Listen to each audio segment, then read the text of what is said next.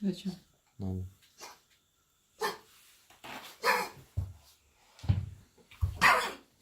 У собаки вольерный кашель.